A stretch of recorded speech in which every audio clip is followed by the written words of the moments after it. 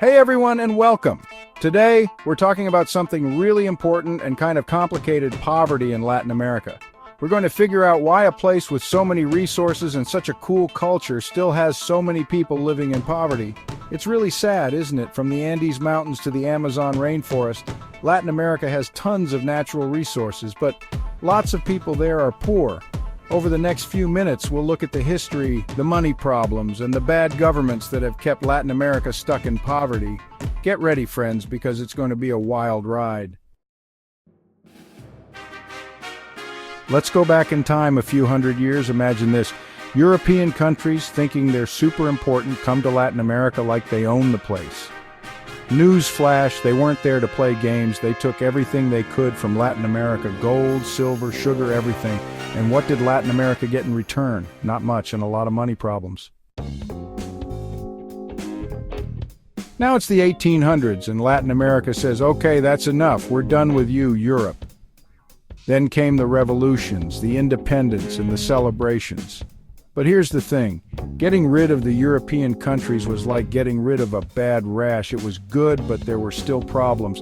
Years of being controlled by Europe left Latin America with weak governments, lots of inequality, and a bad economy. Now you might be thinking, but wait, doesn't Latin America have lots of natural resources? Can't they just sell those and be rich? Well, it's not that simple. Latin America got stuck selling only natural resources.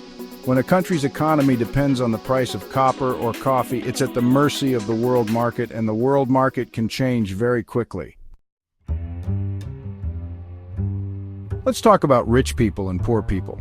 Imagine a giant cake, but only a few people get to eat most of it, while everyone else gets crumbs. This isn't fair, and it's bad for the economy. When only a few rich people have all the money, it creates a system where the rich get richer, and everyone else stays poor. This keeps people poor for generations and makes it hard for new ideas to grow. Now let's talk about education. Imagine a farmer trying to grow food without water or fertilizer. That sounds silly, right? Well, that's what happens when countries don't spend enough money on education. Without educated people, countries can't compete in the world. Latin America needs to invest in its people if it wants to escape poverty. Let's talk about corruption, when people in power steal money. Corrupt officials take money meant for schools, hospitals, and roads, leaving people with nothing. Corruption makes people not trust the government, stops businesses from investing, and keeps people poor. It's bad for everyone. Imagine living in a place where you're always scared, where walking home at night is dangerous. Lots of violence and crime isn't just bad for people, it's bad for the economy. Businesses don't want to invest, tourists don't want to visit, and people live in fear. It's like trying to run a business during a war. Imagine studying your whole life to be a doctor, engineer, or teacher, only to realize that your country doesn't have good jobs for you. So you leave for a better place.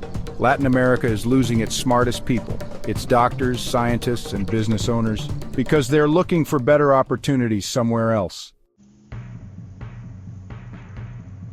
Governments that change a lot are bad for the economy. Frequent changes, along with fighting between political parties, make things uncertain and scare away investors. It's like trying to build a house on sand. It's not going to be stable. Imagine trying to play soccer without a referee.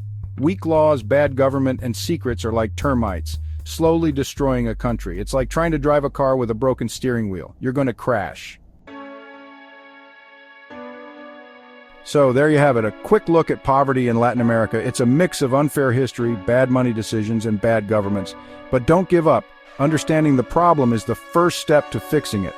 Latin America has a lot of potential. It has amazing cultures, beautiful places, and strong people. But it needs our help. It needs investments, not just gifts. It needs education, not people taking advantage of it. And most importantly, it needs a fair chance. So the next time you hear about Latin America, don't just think about poverty. Think about what it could be.